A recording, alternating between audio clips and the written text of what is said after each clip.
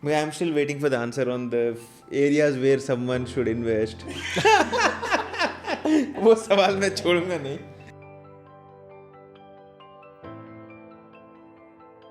Hello दोस्तों, स्वागत है आपका टफ स्टोरी के एक छोटे से पार्ट में जो हमारे बड़े पॉडकास्ट का एक स्पेशल हाईलाइट है. अगर आपको ये क्लिप पसंद आए तो पूरा पॉडकास्ट जरूर देखें. लिंक आपको मिल जाएगी डिस्क्रिप्शन एरिया के अंदर. चलिए शुरू करते हैं.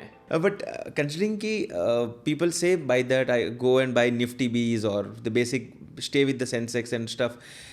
You can't get the best out of it. You just have to go with a small portfolio of 15-20 stocks or go through some sectors. So I started investing in defense sector, and that's the only sector which is falling right now, considering that every other sector is bullish.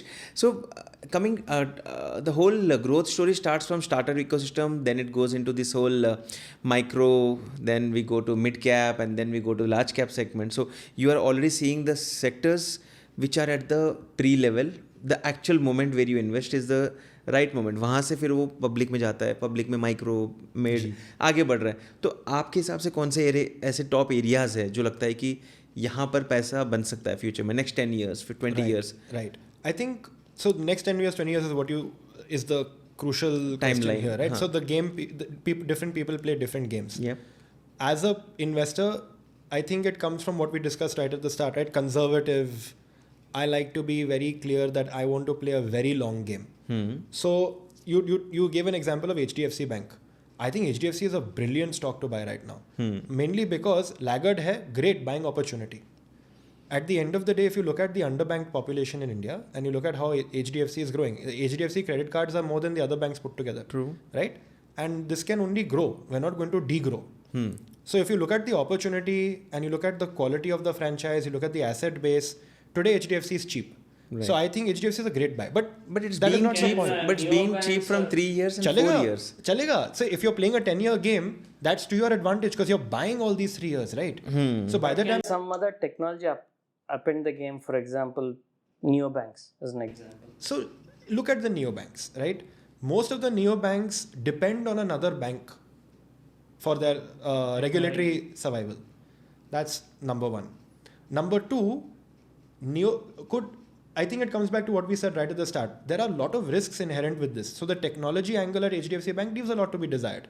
The app today, the e-banking experience today, these are blockers for it to have that ridiculous breakout growth. Have you come across founders who are able to sell without selling? Have I? Yeah, certain people have that charisma. They just walk into a room and the attention is all on them. Everybody's just looking at that founder and they don't even bring up their business. They'll bring up everything apart from their business and then the other folks ask, karte kya ho? That is unfortunately something, even though I've seen it in action, I will never be able to emulate. That's a skill, it's just that's a God-given gift. charisma. God-given charisma. So some founders have it. Where they'll walk in and everybody's excited to talk to them and they'll talk about everything except their business and they'll walk out with a sale. And the same room, there's one founder saying the same 10 things about their business and nobody's selling. So that is one spectrum where they have charisma. Gee. There could be another spectrum where they don't have charisma. Yeah. They don't have the skills, but they still make the sale. Correct. So this one is what we do more because none of us have charisma. So what I strongly believe is you go for a sale, you return empty-handed. You go for advice, you leave with a sale. So some of the best founders that I know will go to a customer or an investor or an advisor and say, bechna nahi chahta hu. They'll start the conversation only with, I'm not looking to sell anything to you. I only want to ask you for advice. And people are giving back, learning to help.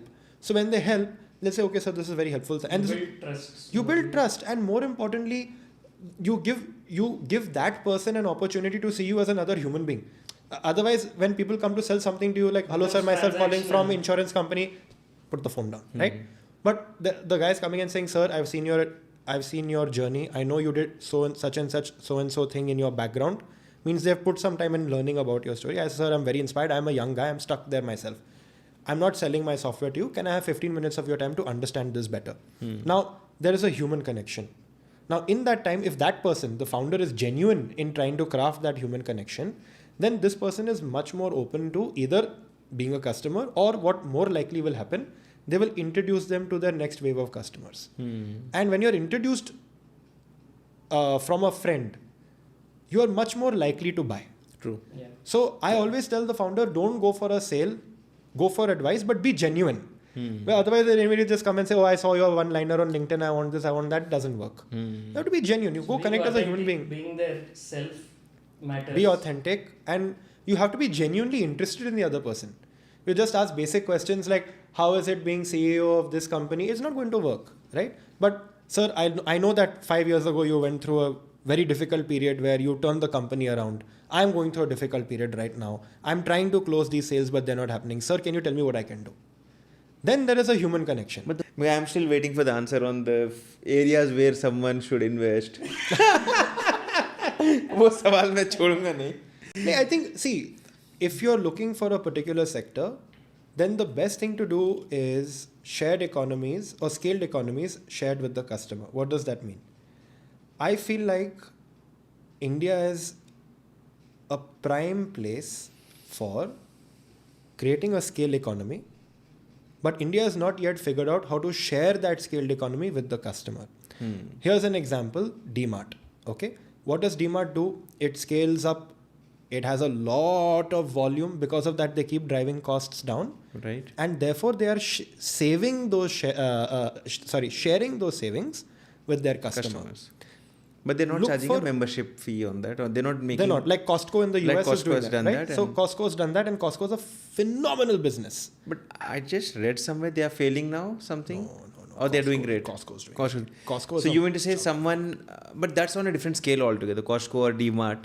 Yes, I think, but look for that model, right? So if you're seeing somebody with instances of that, be it in healthcare, like Narayana has done phenomenal work there, right? Or be it in finance. If you're searching for, I think Warren Buffett has a nice way of putting it, right? Companies that could easily raise the price but choose not to. These are great companies because they have that value for the customer. Because they have efficiency built in. Not just efficiency. Yeah, they have efficiency, but they have a deep understanding and love for the customer. Talking about Warren Buffett, when you said that quote, it reminded they invested in Apple and Apple could easily increase the price, but they chose not to. And Warren's company has exited Apple completely. Talking about what he said might not be. But the Apple position was one of the most profitable positions of all time, right? But they exited. They And exited. probably it was the right timing for them. I mean, the moment they exited, now the whole And market's. circling back to that one sentence you said, I lost money because I did not know what that company was doing. And Warren Buffett's principle is that you need to be able to understand and explain it to a 5-year-old or 10-year-old what the company does. उम्मीद है ये video आपके लिए useful और interesting रहा होगा. इस video को लाइक करना ना भूलें और टफ स्टोरी को यूट्यूब और सारे सोशल मीडिया प्लेटफॉर्म पर फॉलो और सब्सक्राइब भी जरूर कर दीजिए. पूरा पॉडकास्ट देखने के लिए लिंक मैंने डिस्क्रिप्शन एरिया में दे दी है, जहां पर जाकर जरूर चेक करें. सो ये था एक काफी इंटरेस्टिंग वीडियो और मैं आपसे मिलता हूं हमारे अगले वीडियो में. तब तक के लिए गुड बाय.